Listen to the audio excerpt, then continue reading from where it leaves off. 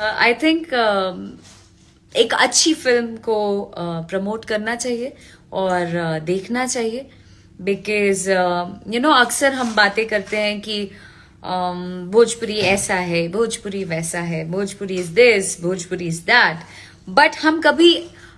उसे अप्रिशिएट करने के लिए हम उन फिल्मों को नहीं देखते हैं, उन गानों को नहीं देखते हैं जो एक्चुअल अच्छी है। जितना भी हमारा फ्रेंड्स बा लोग, प्लीज प्लीज प्लीज आप सभी लोगों से, मतलब